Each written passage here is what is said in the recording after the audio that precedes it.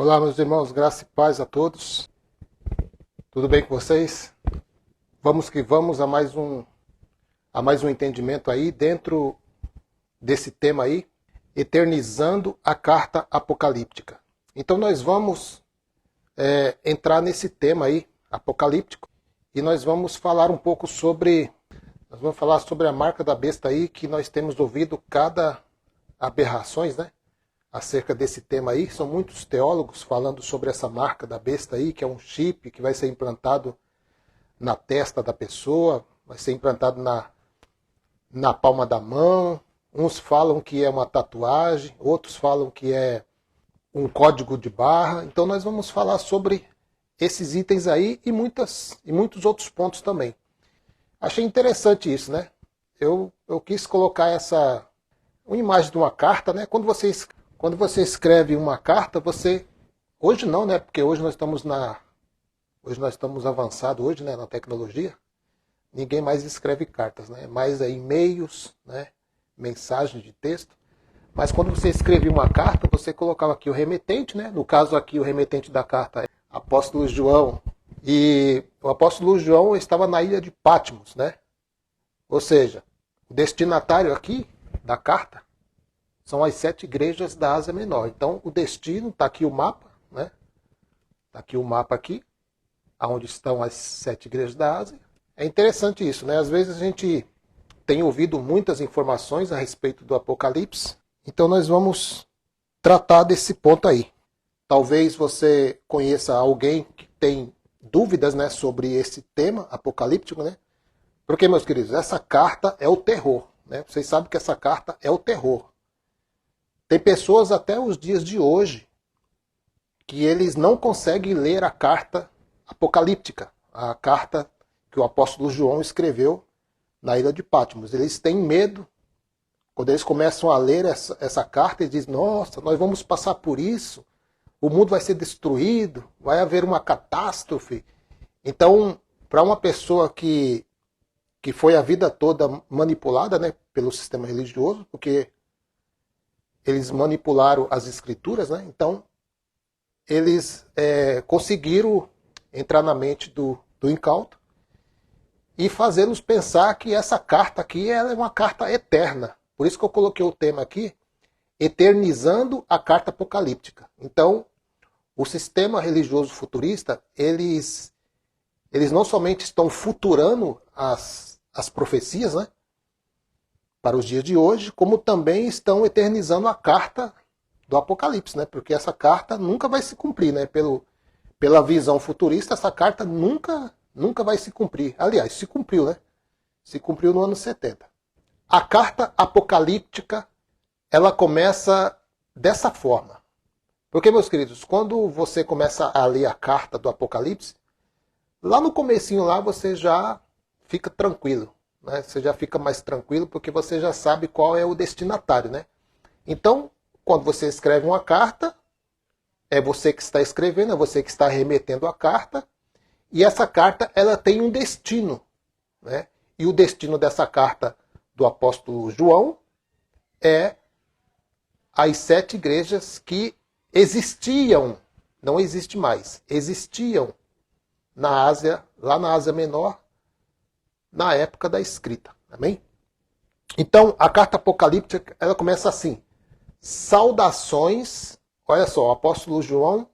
Se eu trocar aqui o nome, meus queridos, João por Paulo, os irmãos me perdoem, né? Porque nós, como lemos muito a carta do apóstolo Paulo, então a nossa língua ficou meio que treinada, né, para falar o nome do apóstolo Paulo. A gente usa muito aqui pronúncias apóstolo Paulo, então às vezes pode acontecer aí da gente trocar o nome aí. Então os irmãos me perdoem aí, tá bom?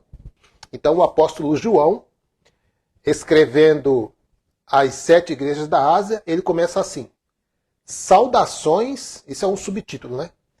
Saudações às 7 igrejas da Ásia.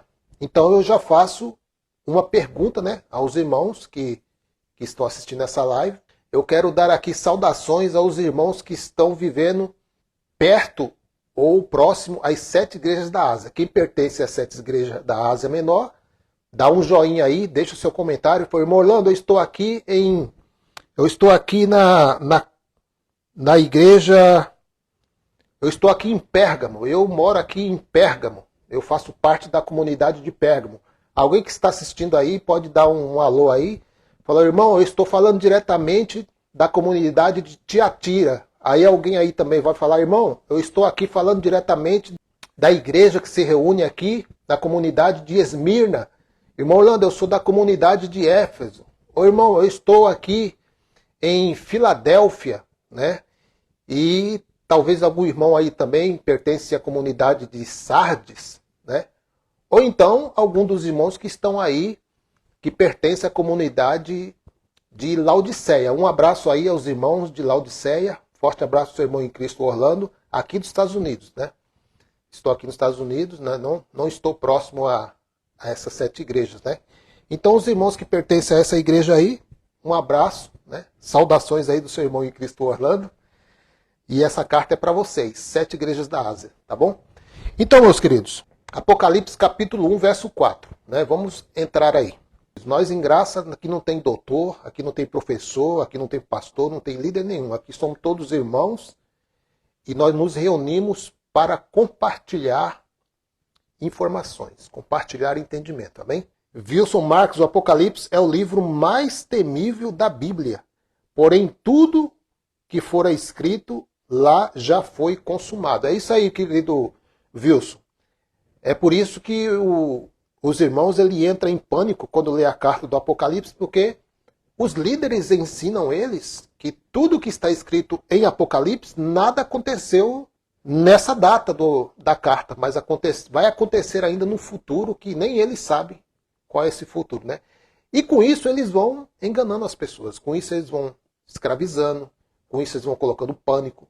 Quando acontece uma catástrofe aí em qualquer lugar do mundo, é o momento que as igrejas mais lotam, né? Porque a saída deles é correr para os templos, né? E engraçado que quando aconteceu o cerco da cidade, a ordem do próprio Cristo, lá em Lucas capítulo 21, que é onde narra os acontecimentos futuros para eles, né? Não para nós, que para nós é passado. Mas uma das coisas que o Messias disse para o povo é não entrar na cidade. Não entre na cidade e nem entre no templo. É para vocês correrem para os montes. Então, se o templo fosse local de salvação, todos estariam lá, porque o Messias diria, olha, corram todos para a casa do papai. Né? Porque o templo era tido como a casa de Deus, né? A casa de Deus, entre aspas, né? Porque a casa do Senhor, ele não habita templos feitos por mãos de homens. Então, a orientação do Messias seria, corre tudo para dentro do templo. Não é isso? Não, mas nas palavras do Messias, ele diz assim, não entre na cidade e nem no templo. Corra para os montes. Então, não é sinônimo de salvação, templo religioso, tá? Muito pelo contrário. Lá é sinônimo de tosquiação. Tosquiação, manipulação, pânico e terror, né? Algumas denominações que têm aqueles homens que são tementes a Deus, que acham que estão fazendo para Deus, aí tudo bem. Há uma pequena parcela, né, desses líderes que não sabem que estão manipulando. Eles estão sendo manipulados pelo sistema religioso, mas não sabem que estão manipulando. Né? Então, a gente abre um parêntese aí. Né? O livro Bíblia, para nós, é um livro histórico, totalmente histórico. Não há profecias mais. Passando aqui do ano 70, não há profecias mais. As profecias todas foram cumpridas no ano 70 DC. Eu quero começar a ler aqui Apocalipse, capítulo 1, verso 4, que é onde você tira de letra para quem foi escrito a carta. Né? Nós sempre estamos repetindo isso.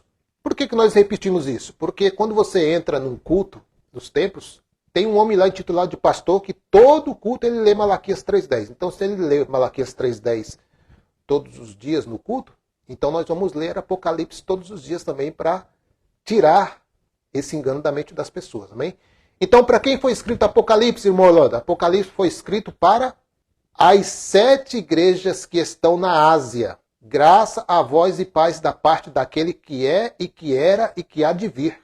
E dos 7 espíritos que estão diante do seu trono. Apocalipse 1:11, que dizia: o que vês, João, escreve-o num livro e envia-os às 7 igrejas, a Éfeso, a Esmirna, a Pérgamo, a Tiatira, a Sardes, a Filadélfia e a Laodiceia. Então, esses são os destinatários da carta do Apocalipse. E hoje? Hoje é para o Brasil, para os Estados Unidos, para a África, para o Japão, para o mundo inteiro. Então, esses líderes aí, eles se apropriaram da herança, né? Eles tomaram a herança para si. E o que é tomar posse da herança? Então, uma coisa que era boa para nós, que a herança que o Senhor deixou na cruz, foi liberdade. Né? Conhecereis a verdade vos libertará. Então, nós recebemos uma herança, libertação eterna. O sistema religioso roubou essa herança de nós e trocaram a informação. Em vez de libertação, é o culto de libertação. Ou seja, você já é liberto, foi liberto na cruz, mas no sistema religioso precisa ainda fazer outra libertação. Então, são tristes, né? É triste esse povo, né? Então aqui é fácil de entender que se a carta foi uma revelação do próprio Cristo, se você olhar aí, você vê lá no comecinho, né? Que nós lemos aqui, ó, Apocalipse 1:4, João às 7 igrejas. Deixa eu ver aqui se eu pego um versículo mais... Olha só, meus queridos. Jesus que revelou isso aqui, viu? Então, meu querido, fica meio complicado você dizer que Jesus revelou algo que ele não sabia para quando que era. Né? Olha aí. Neste livro estão escritas as coisas que Jesus Cristo revelou. Deus lhe deu esta revelação para mostrar aos seus servos o que precisa acontecer logo. E esse logo aqui já passou 2000 anos, né? Tá passando, né? Cristo enviou o seu anjo para que, por meio dele, o seu servo João soubesse dessas coisas.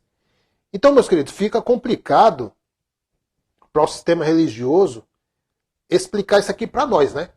Por quê? Se é uma revelação do próprio Cristo e que o próprio Cristo enviou um anjo para revelar essas coisas a João, então é fácil de entender. Se a carta foi uma revelação do próprio Cristo, ele não saberia que brasileiros, americanos, japoneses, africanos, mexicanos, russos, será que ele não saberia que neste século que nós estamos vivendo já existiria todas essas nações, novas nações, né? Porque as nações de hoje não são as mesmas do tempo de João, é claro, né? Então, meus queridos, então fica difícil, né?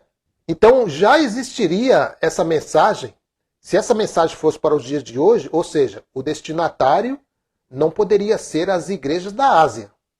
Sim ou não? Se essa é uma revelação do próprio Cristo, e ele envia o seu anjo, olha só, Cristo e os anjos. Então, quer dizer, já são dois aqui, né? Enviando mensagens que não sabe para onde que vai, segundo o ensino futurista. É claro que nós sabemos, dentro da leitura aqui, que a carta foi para 7 igrejas da Ásia naquela época, naquela geração. Então, se fosse para os dias de hoje, se não fosse para a igreja da Ásia, então o destino aqui já seria outro. Então João não iria falar as 7 igrejas da Ásia. João iria falar as nações do século XXI. Ué, se é profético, como que o próprio Cristo, meu querido, vai errar tanto assim? Como que o anjo vai errar tanto assim? Olha, João, escreve isso que eu vou revelar e envia para as 7 igrejas da Ásia, porém, não é para eles que essas coisas vão acontecer, tá, João? Só envia para lá.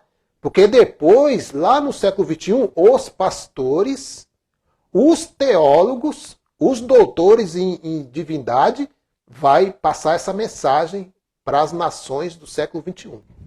E é assim, meu querido. É assim que acontece. Então, eles tornam,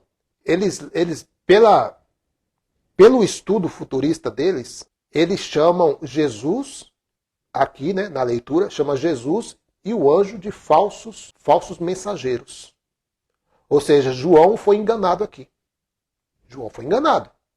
Claro, se o próprio Cristo envia o seu anjo, diz: João, escreve isso para as 7 igrejas da Ásia, as coisas que logo vão acontecer, e não acontece.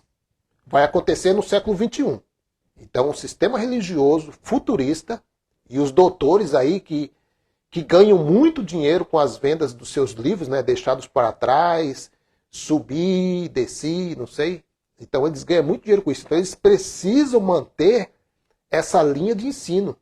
Essa linha de ensino futurista, meu querido, é o que mantém esses locais intitulados de igreja com as portas abertas. Se o povo acordar para essas verdades aqui, muitos não ficarão lá. Muitos não ficarão.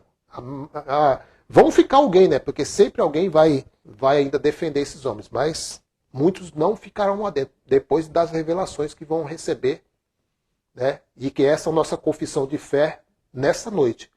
Que os olhos do seu entendimento se abram. Que o Espírito do Criador possa revelar essas verdades no teu coração, para que você não seja presa fácil desses homens. Amém. Mateus capítulo 24, verso 37. Estou fazendo aqui um apanhado, porque Apocalipse e capítulo 24 de Mateus, eles estão falando dos mesmos acontecimentos, né? Só que o Apocalipse já abre mais o leque, né? E as linguagens de figura também. Então, Mateus 24, 37 até o 39. Pois, como foi dito nos dias de Noé, olha, põe atenção nisso aqui, meu querido.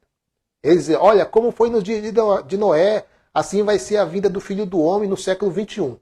Põe atenção nisso aqui. Porque eles dizem que o fim do mundo é a exterminação de todo ser humano. Quem é santo vai subir para o céu e quem não é vai ser queimado aqui nessa terra e o mundo vai ser destruído. Não é isso, né? Só que Eclesiastes diz que geração vai, geração vem, mas a terra permanece para sempre. E o Senhor diz também que Ele criou a terra, formou a terra para ser habitada pelo homem. Não para ser destruída, habitada. Então, como foi nos dias de Noé, assim será também na vinda do Filho do Homem. Verso 38. Porquanto, assim como nos dias anteriores ao dilúvio, comiam, bebiam, casavam e davam-se em casamento, até o dia em que entrou Noé na arca. Verso 39.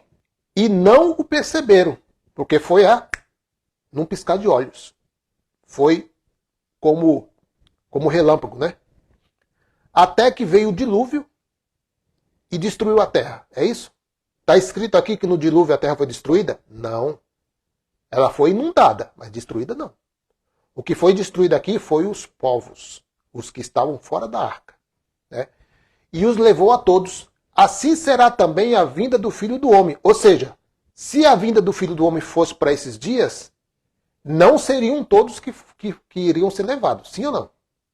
Porque se é como nos dias de Noé não morreu todos.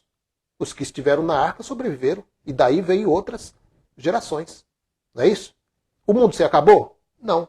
Então, por que eles dizem que o mundo será destruído, se o Senhor disse que é como nos dias de Noé? A pergunta que eu faço nessa leitura é: o mundo acabou no tempo de Noé? Ou foi um juízo contra aquele povo, contra aquela nação daquela época? Foi um juízo. Não foi destruição. O que aconteceu no ano 70, que é relatado em Mateus, Marcos e Lucas, e no livro de Daniel e em Apocalipse, foi juízo de Deus. Olha aí, meus queridos. Irmão Wilson Marques. Rapaz, como eu tinha medo do juízo final e das condenações contidas no livro do Apocalipse. Todo mundo tem. Todo mundo tem. É por isso, irmão Wilson, que quando acontece algo na Terra, aí já vem aquele pânico, né? Já vem aquele pânico. Olha, bem que está escrito, né? Que no final dos últimos tempos, no final dos últimos tempos, meu querido, o apóstolo João já estava vivendo naquela época. O apóstolo Pedro, quando ele recebe o dom do Espírito, ele diz assim, era para se cumprisse que nos últimos dias. Então eles estavam vivendo nos últimos dias, os últimos tempos Foi na época dos discípulos, né? Agora nós vamos entrar aqui num tema, meu querido. A marca 666, que é a marca da besta, né? O tal chip, né? O chip do sistema religioso. Então nós vamos ver se essa marca aí, essa marca 66, o que quer dizer essa marca 66? Será que é um chip? Será que é uma tatuagem? Será que é uma marca de código de barra? É, meu querido. Esse povo tem uma mente, vou te falar, hein? João usava uma metáfora figurada de dragão para Herodes, que quer dizer a mesma coisa que diabo, numa tentativa de matar o menino Jesus. Herodes o Grande, rei de Judéia, o dragão ordenou que todos os meninos de até 2 anos que estavam em Belém fossem mortos. É isso aí, irmão Wilson.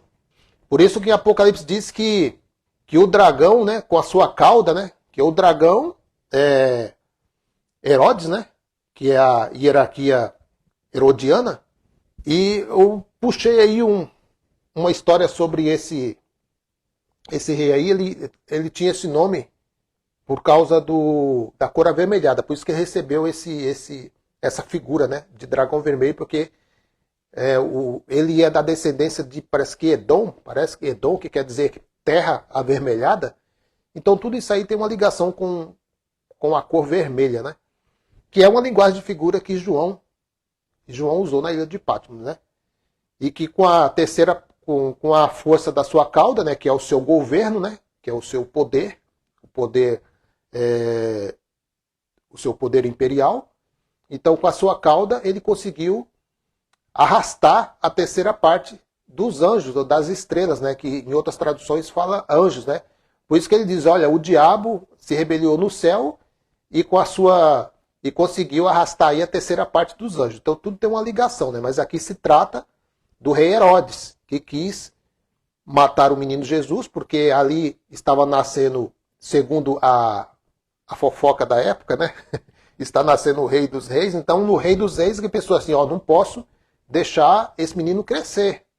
Não posso deixar esse menino tomar o meu trono. Então, tudo aquilo que Herodes tinha como um perigo para ele falou, vou exterminar logo, antes que ele cresça e tome meu trono. Então, ele buscou o menino para matar, como o irmão Wilson colocou aí, e não achando, exterminou aí a terceira parte das estrelas, que quer dizer, uma linguagem de figura, das crianças. Então vamos lá, voltando aí à marca. Apocalipse capítulo 13 e o verso de número 17. Para que ninguém possa comprar ou vender, senão aquele que tem a marca, vírgula, o nome da besta ou o número do seu nome. Verso 18. Aqui está a sabedoria. Aquele que tem entendimento, calcule o número. Ora, esse número é 666. E esse número é o número do diabo. É isso? Não. Esse número é o número de um homem, de um ser humano. Não tem nada de diabo aqui. Não tem nada de um bicho. Nada disso. Aqui está se tratando de Nero. Então, foi se levantado aí um falso ensino dentro do sistema religioso, né? Foi se levantado aí ao longo dos tempos pelos doutores e da enganorologia. Já ouviu a teologia do engano? Enganorologia. Eu que inventei esse nome agora. Enganorologia, né? Que são os intitulados doutores teólogos, né? Doutores do engano. O que quer dizer essa marca? Né? Eles dizem que essa marca se refere a um tal chip, né? Um tal chip, uma tatuagem. Outros dizem que é um código de barra, e por aí vai, né? E eles esperam aí essa implantação do chip na mão. Meus queridos, a tecnologia ela está avançando a cada passo, né? Então é claro que já existe estudo já para você ter esses códigos no seu braço para facilitar a compra, para facilitar você não carregar documentos. Então isso aí, se a tecnologia quiser, ela pode implantar. Mas não tem nenhuma ligação com essa marca aí que João está falando no Apocalipse. Nada disso, meu querido. Isso são avanços tecnológicos. Por exemplo, quem poderia dizer que você poderia fazer uma transmissão ao vivo assim, ó, por esse aparelho, você falar com pessoas do mundo inteiro, em um momento só? O que seria isso aqui? E um avanço tecnológico. Não tem nada de marca de besta. A marca da besta nós recebemos quando nós entramos nesse sistema religioso, né? Oh, meu Deus. A marca da besta, né? Vamos começar assim. Quem era João, que escreve a carta apocalíptica? Era um judeu. Qual a linguagem que ele usa? Uma linguagem figurativa, uma linguagem de figura, né?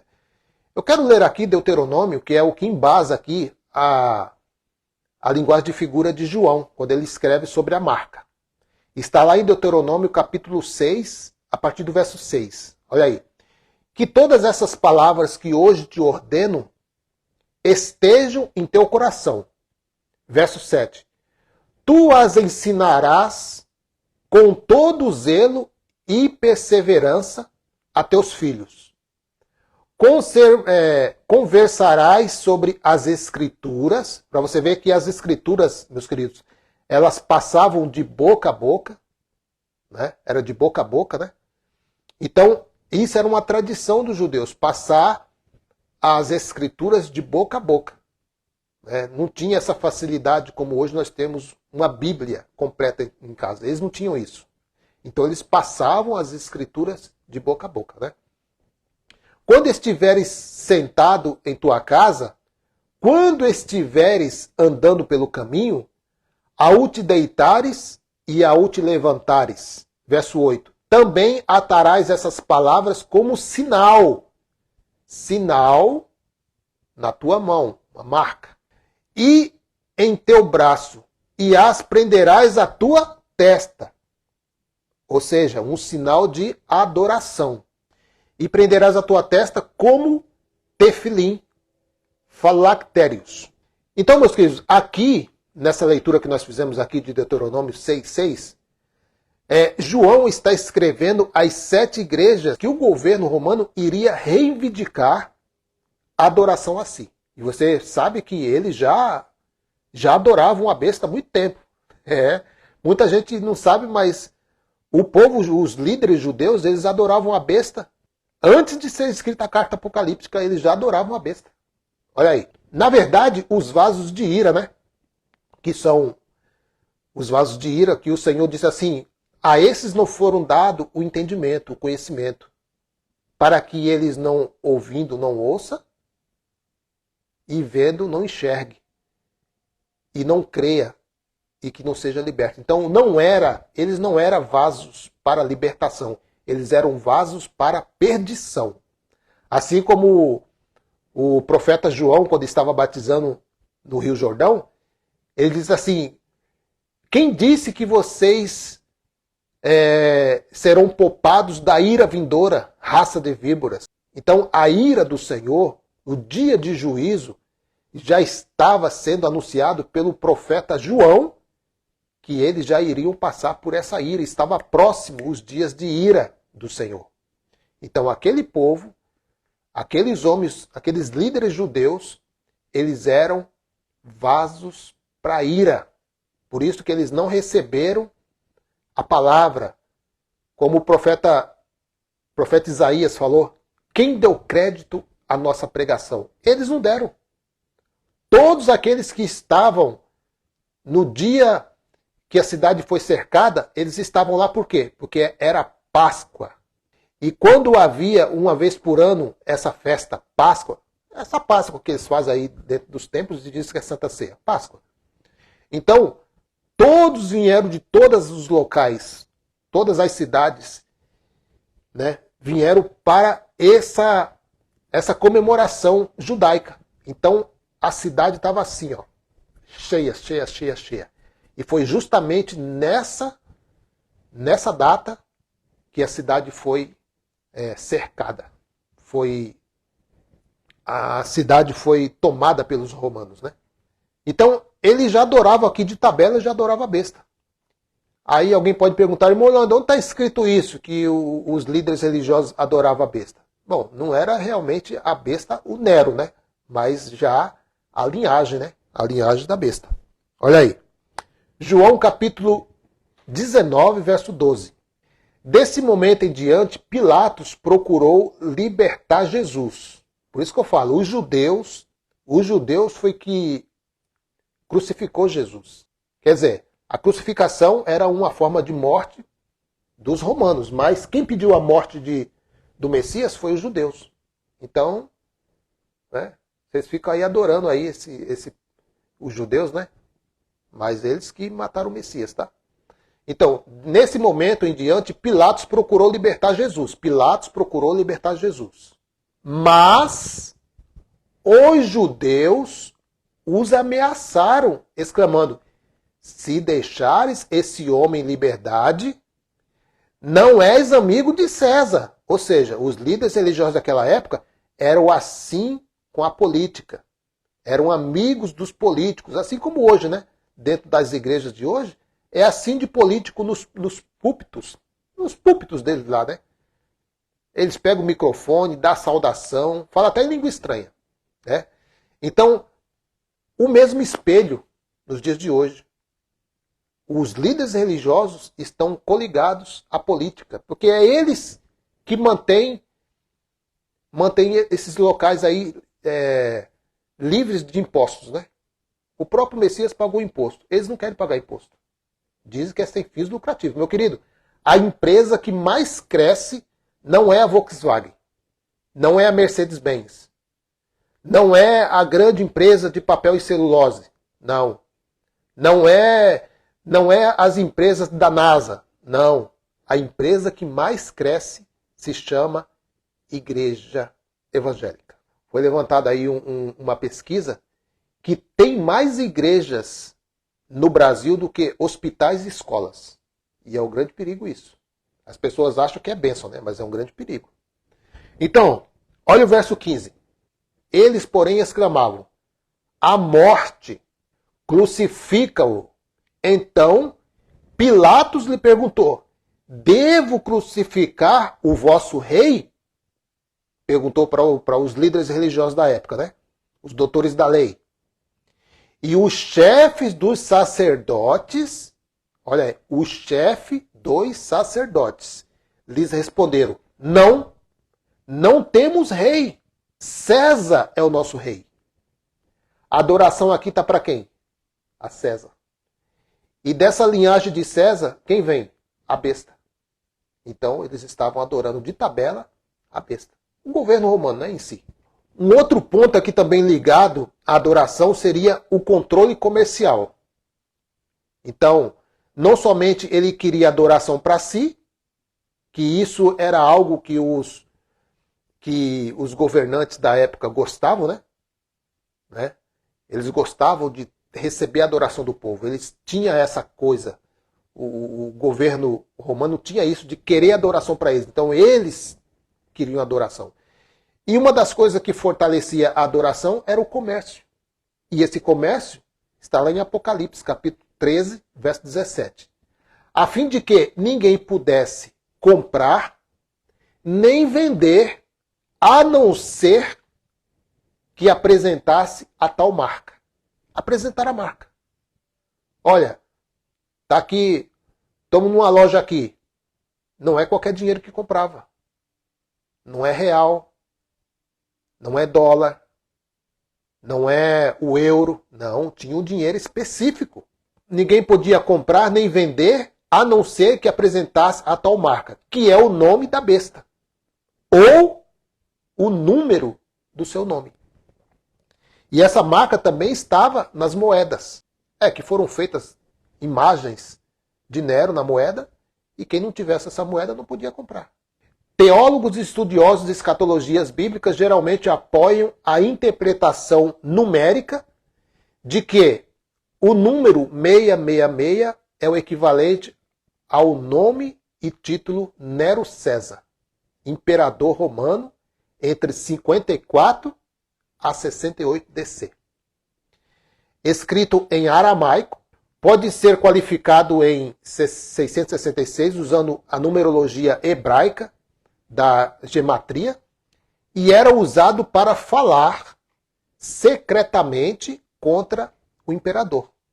Também Nero César, no alfabeto hebraico, é N-R-O-N, Q-S-R. Eu não vou pronunciar, não é porque eu não sei essa língua mesmo, né?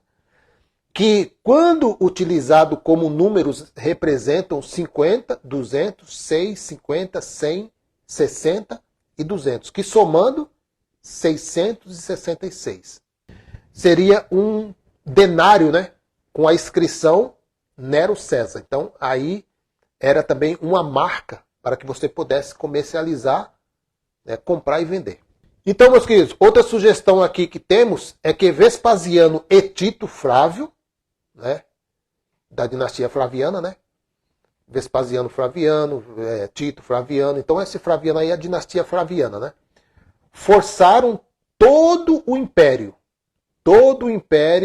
obrigando as províncias romanas a utilizar o dinheiro romano marcado com a sua imagem e nome, sem nenhuma delas isentas. Nem mesmo Israel poderia comprar. Por isso que foi escrito, né, em Apocalipse. Quem não tivesse a marca da besta não poderia comprar e nem vender. Então, quem não tivesse essa marca, e para você ter essa marca, automaticamente você estava prestando uma adoração a esse homem. Por isso que o Apocalipse diz, né? Para que não recebam a marca da besta. Assim ninguém poderia comprar e vender sem a marca desta besta.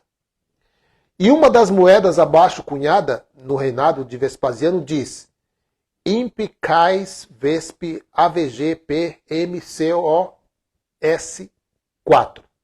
A soma numérica dessas letras, transliteradas em caracteres hebraicos, totaliza 666. Então, meus queridos, é fácil manipular quando não examinam as escrituras. Então, meus queridos, tudo isso está conectado à história.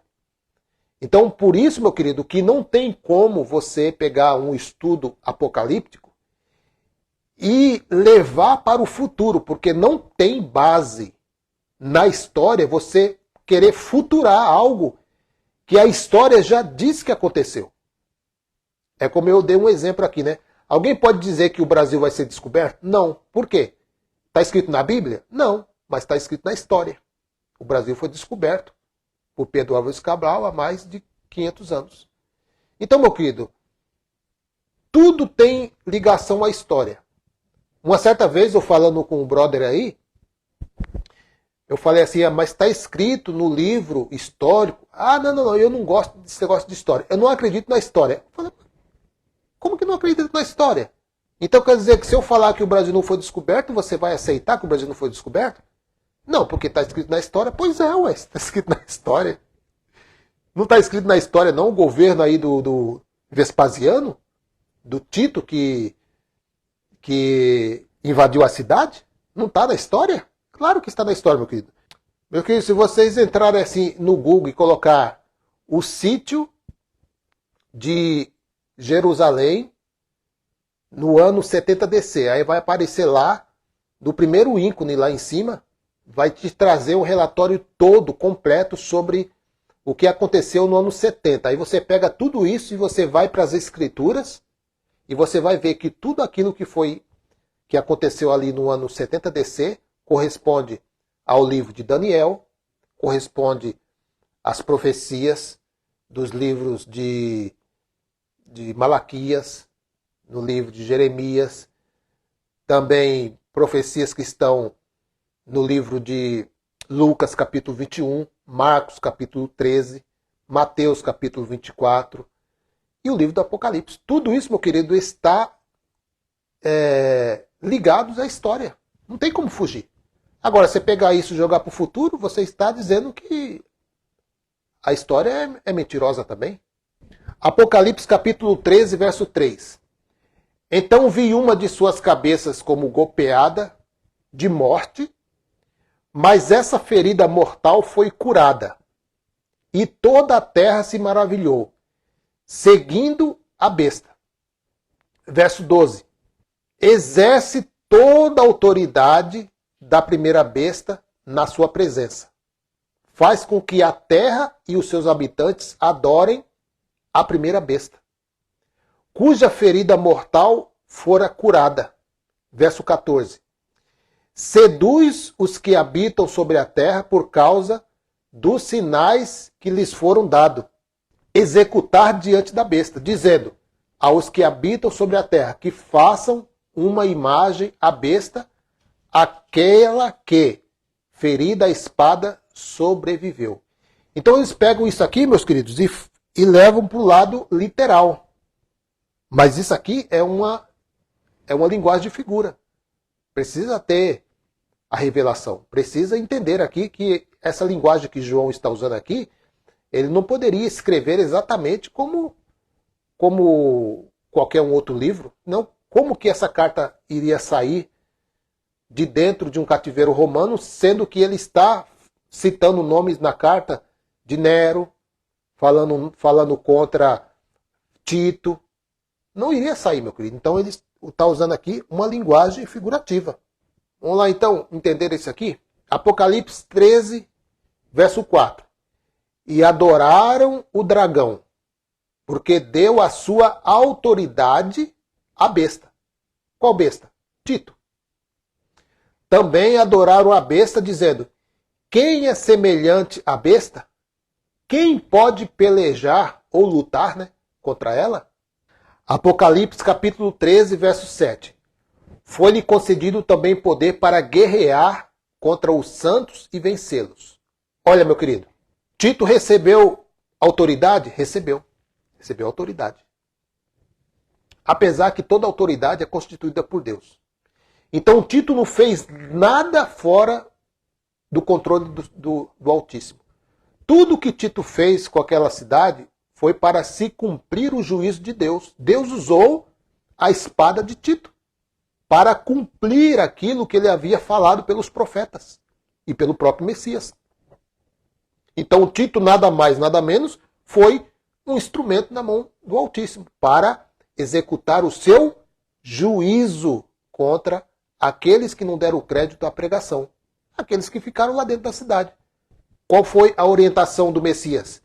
Quando vocês verem a cidade sitiada, está lá em Lucas capítulo 21, fuja para os montes. O que eles fizeram? Ficaram lá dentro para comer a Páscoa. E o que aconteceu? Todos morreram.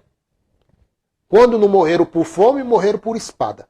E aqueles que não morreram nem por fome nem por espada foram levados como escravos.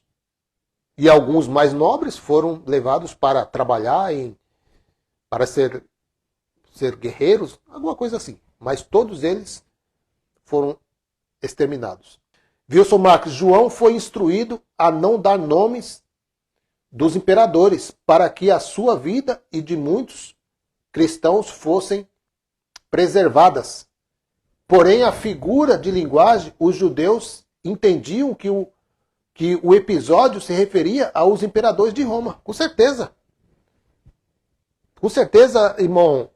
Ô, irmão Wilson, não sei se você sabe, lá pro lado do estado da Bahia, há muito tempo atrás eu vi um documentário que tem um local lá na Bahia que eles usam um vocabulário que nem nós mesmos brasileiros conseguimos entender o que eles estão falando. Então eles têm, dentro daquela cidade, eles têm um vocabulário. Mesmo sendo em português, mas eles conseguem passar uma linguagem que você não entende. Mas eles lá conseguem entender. Então, por exemplo, se eles mandam uma carta dessa para mim, eu não vou entender.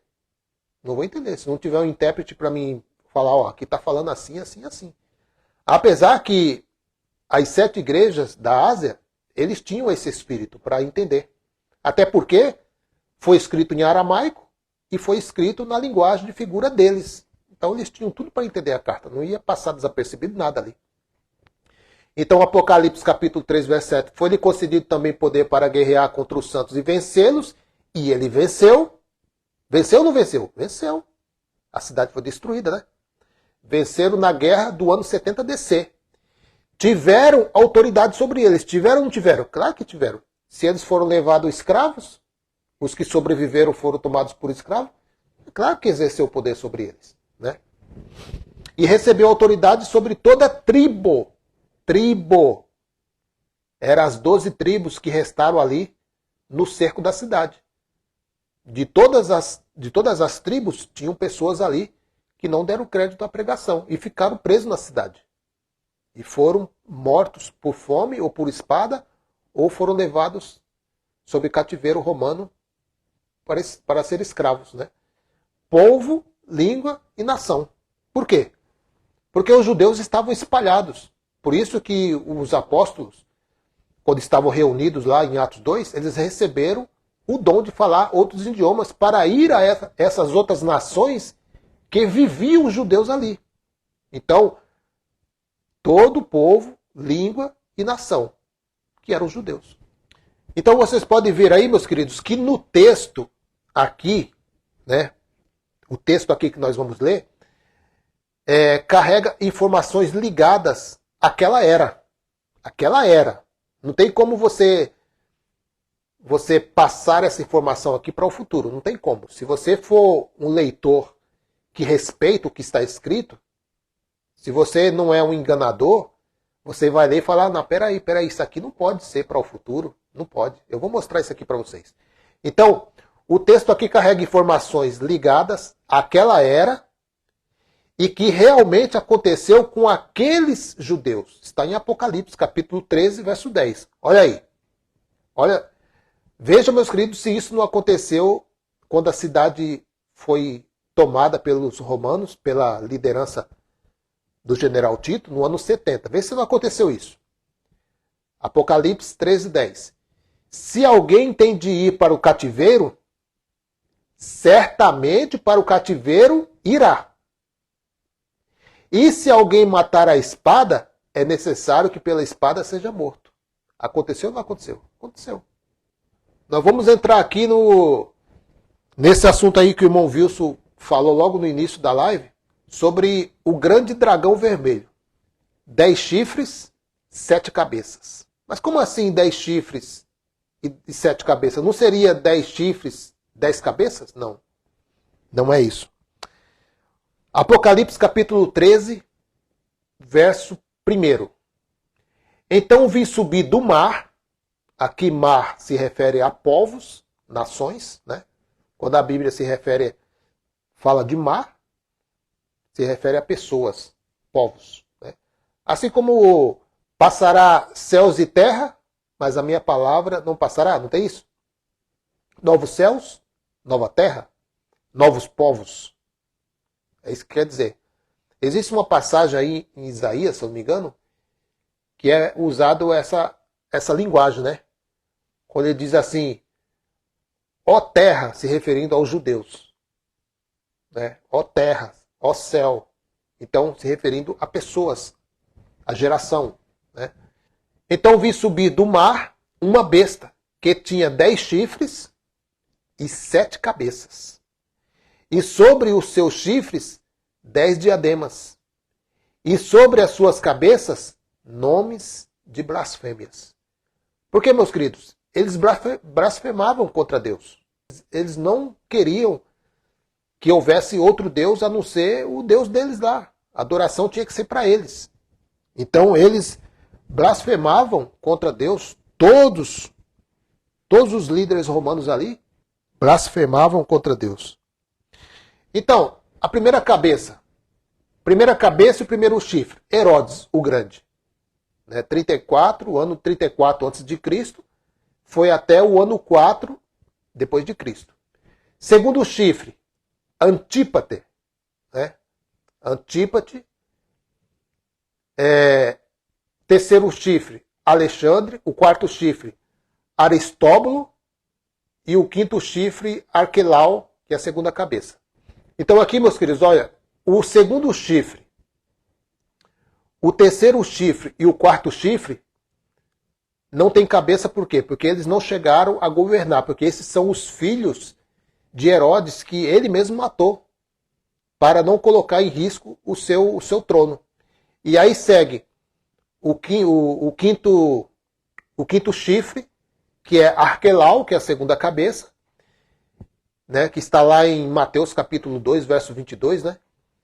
O sexto chifre, que é a terceira cabeça, é Herodes Antipas, né, naquele tempo que Herodes, o tetrarca, né, que queria acabar com o menino, né, o menino Jesus, está lá em Mateus capítulo 14, verso 1. O sétimo chifre, que é a quarta cabeça, é o Filipe Antipas, né, está lá em Mateus capítulo 16, verso 13, você vai lá ver referências sobre esse governo. O oitavo chifre e a quinta cabeça, Herodes de Calcis. O nono chifre, que é a sexta cabeça, Herodes Agripa I. Está lá em Atos dos Apóstolos, capítulo 12, verso 1, você vai ler lá e você vai ver referência sobre esse reinado aí. O décimo chifre, que é a sétima cabeça, Herodes Agripa II, que deu poder à besta. Tá bem fácil aí, né, meus queridos? Ou seja, foi esse mesmo dragão quem passou o seu poder e comando de todo o Império Romano à besta, que no qual foi César, Nero e em seguida a segunda besta, que é o Vespasiano e seu filho general Tito. A Aureci colocou aqui, irmão Wilson, com esse estudo esses teólogos piram. Irmã Aureci, o pior é que tudo isso está em acesso fácil para qualquer um, né? Aqui são praticamente pesquisas, né? O irmão Wilson mandou aí documento para mim também. São pesquisas. Mas o povo não quer pesquisar, o povo não quer examinar as escrituras. Então, quando a pessoa não tem o conhecimento esse conhecimento aqui que chegou até nós, então as pessoas são presas fáceis. Aí esse homem diz que o dragão é Satanás, é o diabo. Não é, o dragão não é Satanás, não é o diabo. Foi o rei Herodes, que deu poder à dinastia futuras que viria após ele. Então é claro que uma pessoa que não tem esse documento cai na mão desses doutores aí, ó, é engano atrás de engano.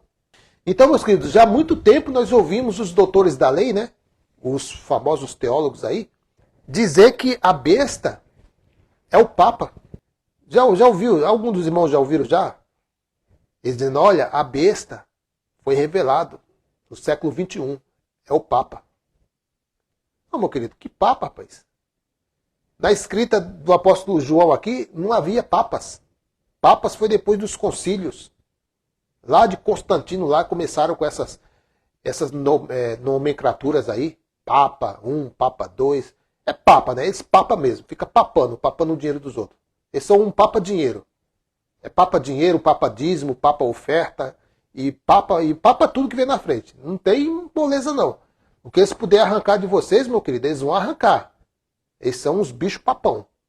Pensa nos homens que gostam de dinheiro, são esses líderes religiosos. Faz de tudo para somar a sua conta bancária. Então, meu querido, não tem nada de papa, né? Aí eles falam que alguns presidentes que surgiram aí, que eram a besta. Chamaram o Lula de besta. Pensar que quase que acertou, né? Chamaram muitos presidentes aí de besta. Né? Chamaram o Obama, chamaram o Trump. Agora ele está no governo também, já falaram que ele é o anticristo. E por aí vai, são vários anticristos, né? Meu querido, é piada isso, né? Hoje nós, através desses estudos aí, nós ficamos assim, mas que furada, que lugar que eu entrei, hein? Eu tava tão tranquilo lá, rapaz, no meu cantinho. Eu tava tranquilo, rapaz, lá no meu cantinho lá, com as minhas amizades, com meus amigos, jogando uma partida, coisa e tal. Aí me mostraram uma denominação religiosa. Acabou a liberdade, meu querido. Acabou. Por isso que eu entendo hoje, meus queridos, porque não estou aqui para me gabar, não estou aqui para dizer que eu sou o bambambam. Mas eu lembro que a minha mãe, sempre quando chegava alguém perto dela, falava assim, olha, o seu filho é um anjo, seu filho é um bom menino, a gente não vê ele se envolver com coisa errada, ele é respeitador, ele ele não se mete com essas coisas, essas doideiras aí do mundo, né? E a gente, porque essa é uma coisa que está no caráter da pessoa. A igreja, meu querido, não vai tratar o seu caráter. A igreja vai colocar em você uma máscara. Você vai vestir uma máscara da santidade, uma roupa branca da santidade. Quando você entra lá dentro, você é santo, né? Você é tudo. Só falta pôr uma asinha nas costas e sair voando. Mas quando você sai de dentro dessas quatro paredes, você tira essa roupa. Aí você é um mau pagador, você dá rasteira no patrão, você sonega a hora de trabalho, você engana as pessoas, você pega dinheiro emprestado, não paga, você toma umas latinhas escondido, aquele whiskyzinho, né?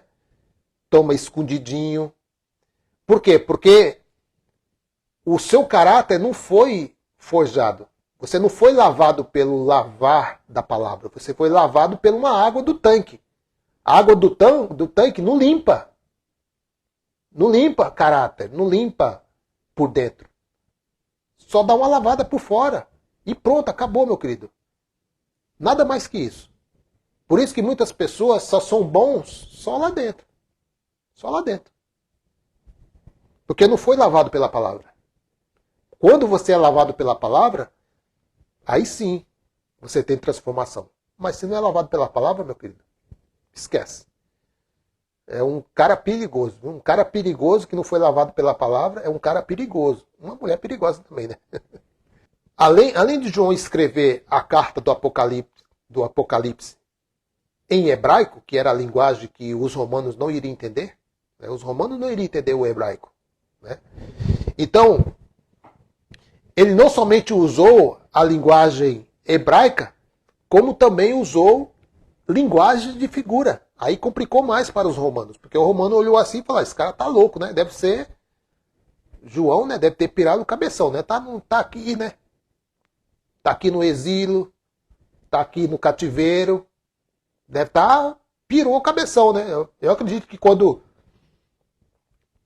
os soldados pegaram a carta, falaram assim: dragão vermelho?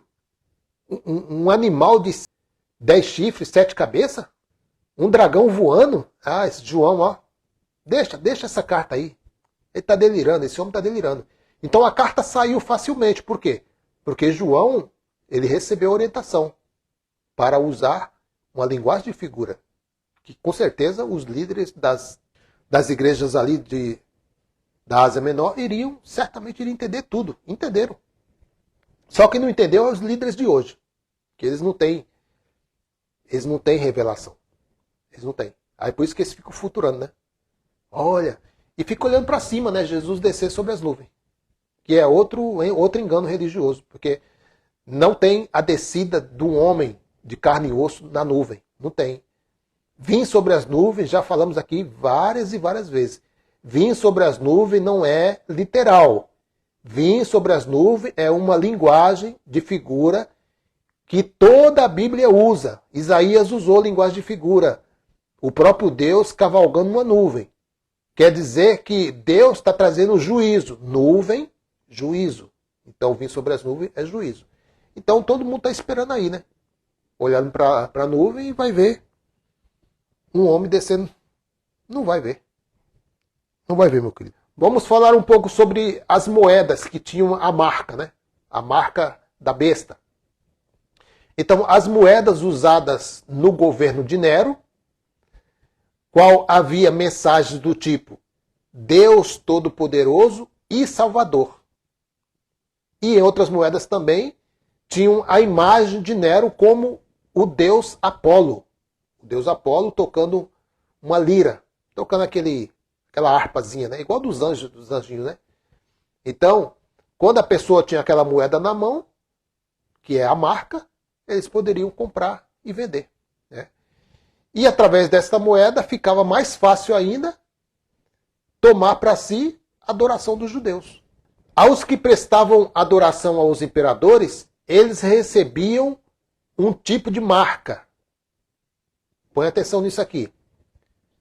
Está lá em Apocalipse, né? Aos que prestaram adoração à besta receberam a marca da besta. Não é isso? Então, os que prestavam adoração aos imperadores, eles recebiam um tipo de marca, que é um selo, tipo um selo, né? Eu que não tenho aqui a foto aqui, mas não deu tempo de eu colocar aqui, é um selo que eles recebiam, uma marca, né? Que tinha o nome de charagma. Charagma era uma marca, né? Que é a mesma palavra usada lá em Apocalipse, capítulo 13, verso 16, que é a famosa marca da besta, na mão direita. Receber na mão direita quer dizer um sinal de poderio. Na Bíblia, se referindo ao poderio de Deus, né? Mão direita quer dizer poderio. Então eles queriam mesmo a adoração do próprio Deus para eles, né? Isso está em Apocalipse capítulo 1, verso 16. Tinha em sua mão direita 7 estrelas na mão direita, ou seja, autoridade sobre a igreja, autoridade sobre o povo escolhido. Então Jesus ele tinha autoridade. Foi-lhe dado toda a autoridade, não é isso? Sobre todos. Então Apocalipse 1,16. Tinha em sua mão direita quer dizer poderio, né? O Eterno tem muitas passagens, inclusive Salmos, né, fala muito sobre o poderio, a destra, a direita, né? Quer dizer autoridade, poder, governo. Então, quando a Bíblia fala de direita, está falando de autoridade, governo, soberania. Então, aqui Apocalipse 1,16, tinha em sua mão direita 7 estrelas, né? E da sua boca saía uma espada com 2 gumes afiados. Seu rosto era como o próprio sol quando brilha em todo o seu resplendor. Então, para fechar aí, é autoridade. Então, quando o governo romano queria colocar a marca na mão direita, ele estava realmente querendo tirar a adoração verdadeira dos judeus, que é o próprio Criador, mas ele estava querendo se colocar ou se assentar no trono do próprio Deus. Esse se assentar no trono, meu querido, quer dizer que ele queria ser a divindade sobre os judeus também. Na realidade, a besta queria adoração para si. Queria que os judeus largassem o Criador e adorassem somente a eles.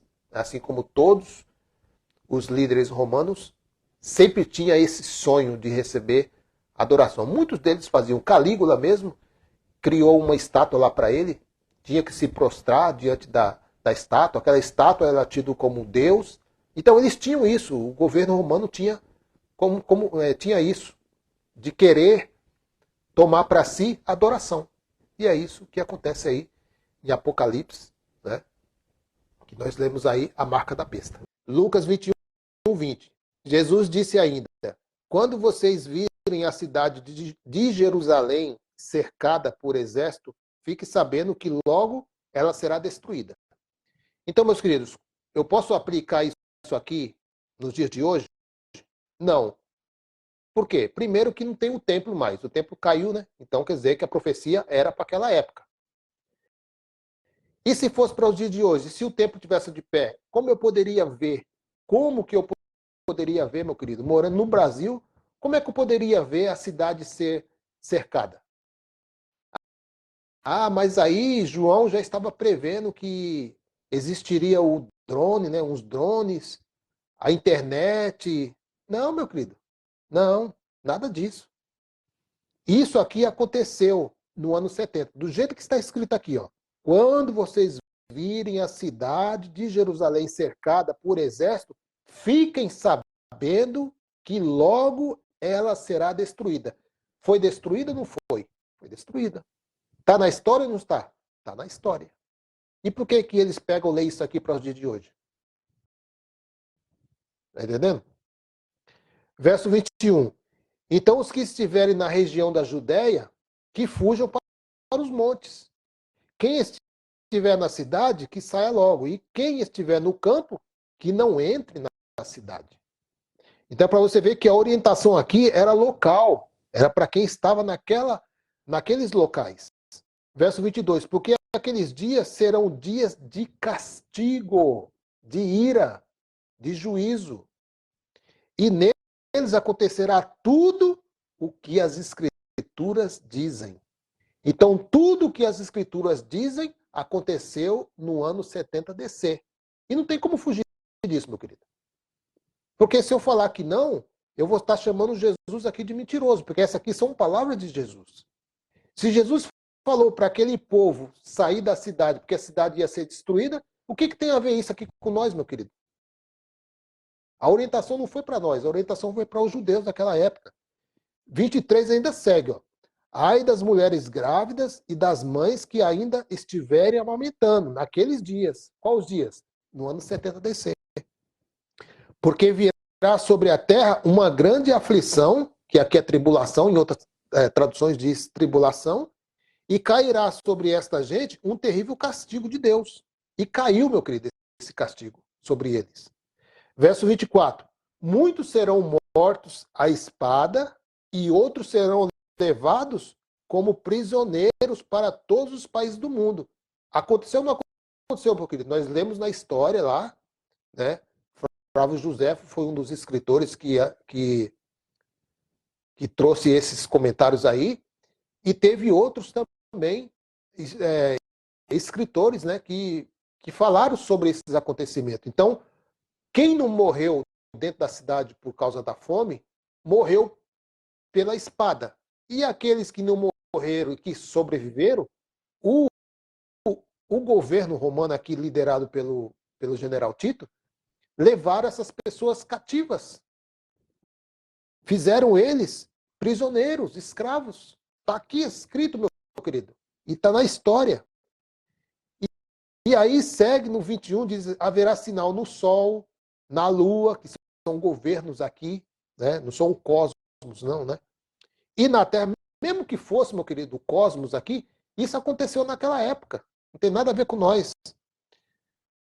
Interessante que aqui, ó, verso 27. Então o Filho do Homem aparecerá descendo numa nuvem, ou seja, trazendo juízo, com poder e grande glória. Quando essas coisas começarem a acontecer, fiquem firmes, meus discípulos, e de cabeça erguida, pois logo vocês serão salvos. Ah, meu querido, Jesus está falando aqui com os discípulos que eles seriam salvos disso? E o que tem a ver com nós? O que tem a ver com nós isso, meu querido?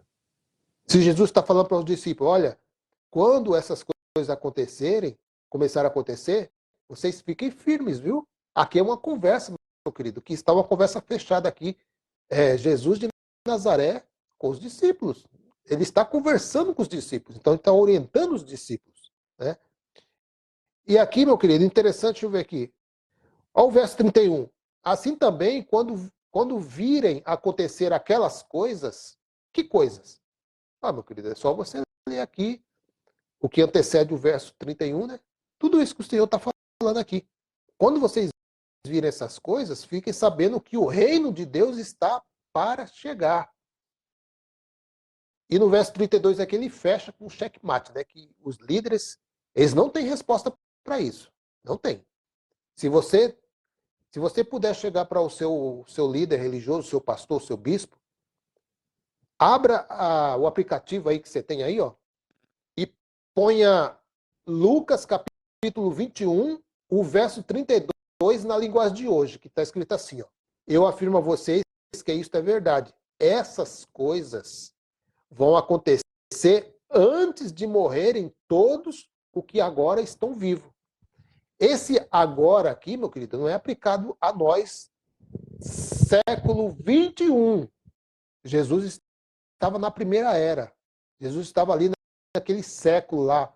Olha, foram várias e várias e várias e várias gerações. Nós estamos no século 21, meu querido. Isso aqui não foi para nós. Não foi para nós. Se o seu pastor bater o pé e falar assim, não, isso aqui é para nós, não é não.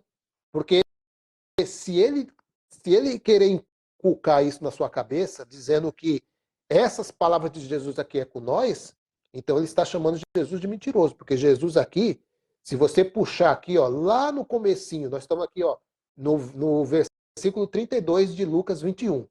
Lê lá a partir do verso, lê todo o capítulo, Vê lá, desde o Lucas 21, verso 1 até o verso 22. Vê quantas coisas não iriam acontecer. E aqui ele diz, eu afirmo a vocês que isso é verdade, essas coisas vão acontecer antes de morrerem todos os que agora estão vivos com ele, que eram os discípulos.